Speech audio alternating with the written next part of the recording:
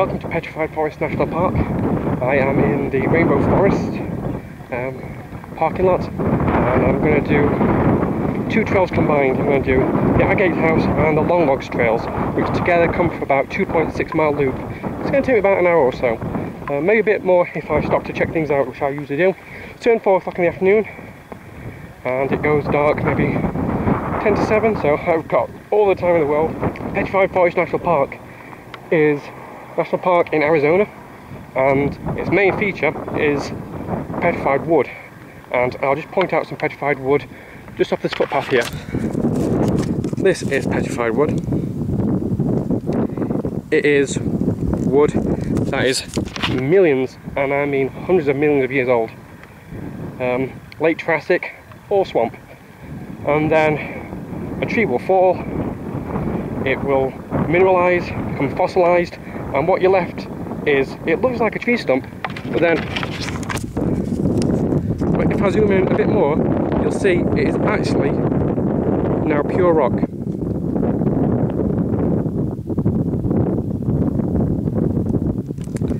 And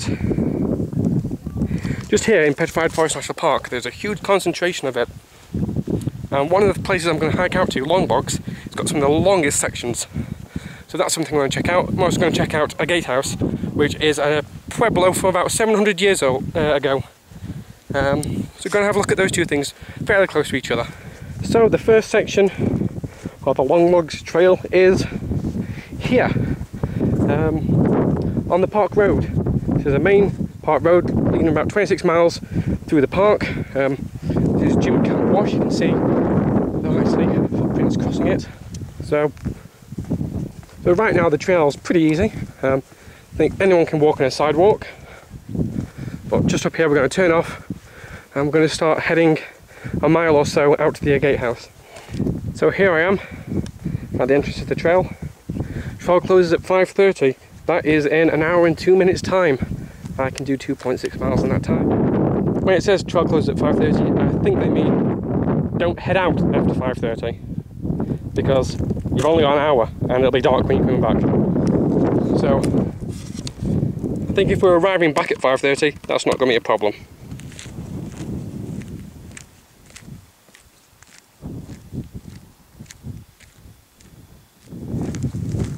Well, this is the Long Logs trail.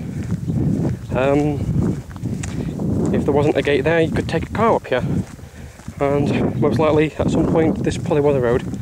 Now I feel rather silly for wearing hiking boots, but at least I'm not going to twist an ankle out here. Just off to the side of the trail there's lots of petrified wood.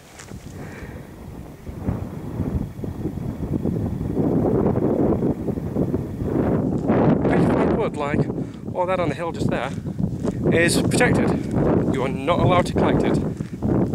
Gotta leave it there for other people to enjoy.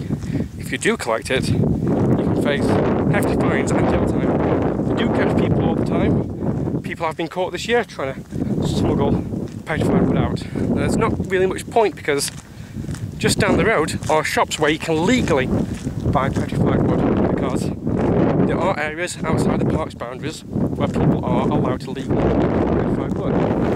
I think the quantity of the petrified wood is what makes this such a wonderful place. It is abundant. There is a lot of it here. But it did need protecting, because people were just walking off with it, so using Antiquities Act, it was protected. And now it's illegal to carry it off. Okay, we're at the split point between the trails now. We're going to follow the Long Logs trail, so we can look at some petrified wood such as this. Prehistoric conifers, washed here maybe 200 plus million years ago, coated in sediment and mineralised, solidified, petrified, and then eventually exposed. As you can see, it sort of shatters into pieces, just like a rock.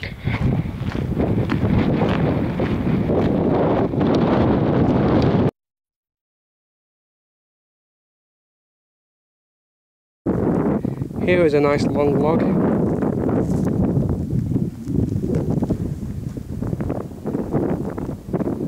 That's a fairly intact tree, though some of these could have stood up to 200 feet tall.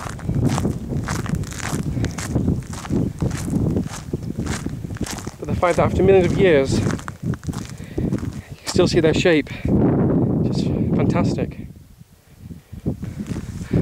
Here's like a nice cross section of the petrified wood.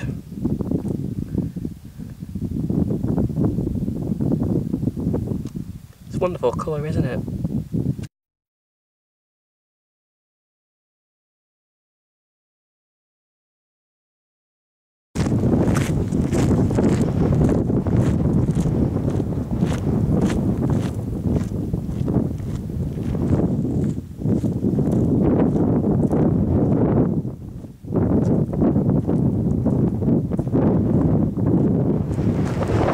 Now some of these logs are fairly ginormous, very thick.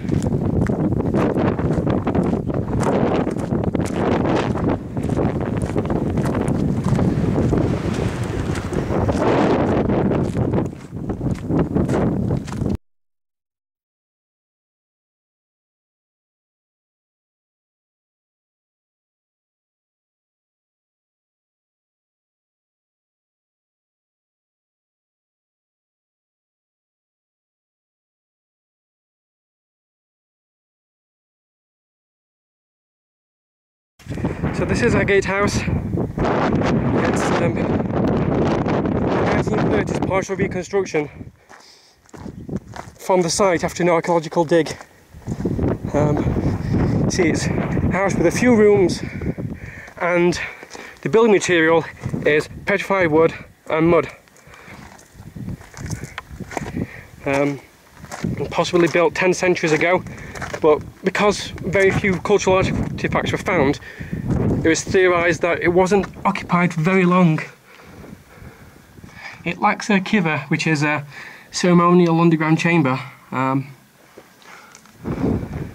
So yes, I believe it wasn't really occupied for very long at all.